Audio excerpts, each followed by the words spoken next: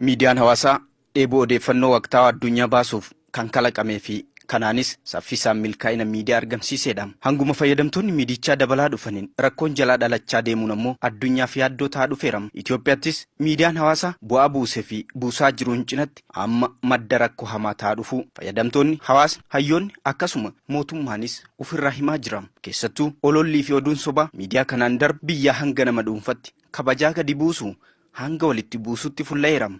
Kan maqaa hin qabne maqaa sobaan, kan fuula hin qabne fuula sobaan daggala itti dhokatan tahee daguun biyyaaf uummata diiguuf bosona namtolcheedha miidiyaan hawaasaa. Kalima dheengadda waan tahe goda miidiyaa hawaasaa irraa yoo laalle Ambootti manni amantaa gubatee jedhan kan jedhu fuula Diyaaqoon Biiniyaam Isiyaas irratti maxxane. Kan oduu sobaa kana jaallatee laayik, kan qeeqee fi jaje kooment, kan qooddate sheer lakkoofsan hedduun ta'uun osoo hin turin Jimmatti hiriirri deeggarsa Dr. Abiyyiif bahameera jechuun fuula Sisaay Ageenaa irratti maxxaneen namoonni 1,000 ol jaalatan 100 kan lakkaa'aman ammoo maxxansa san qooddachuu isaanii mirkaneessan. Lakkisaa dubbiin tun sobaa kominikeeshiniin godina Jimmaa maxxanse gurri dhagahu garuu xiqqaachuun yaaddoo dabala. Ija dunuunfatee gurra cufatee gaangeen dhalte warri jedhu ammas soba sobsiisuu haqeeffateera. Oduuwwan bahan kun gara fardi ilaale kooraan hin ilaalle akka jedhan sanidha. Dubbichi garuu hawwii qaamolee kana maxxansanii malee dhugaa lafarraa hin agarsiisu.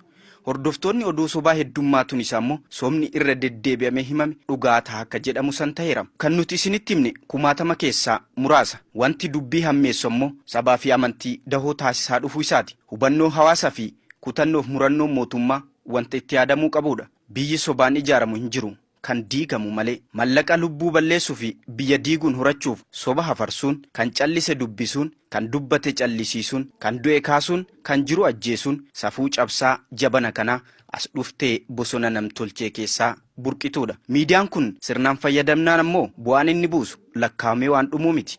Kanneen haqa awwaalame baasanii uummataaf ifa taasisaa jiranis dirree miidiyaa hawaasaa keessaa inuma jiru. Dharri gooba baasee itti tahe malee dubbiin si afuufuun si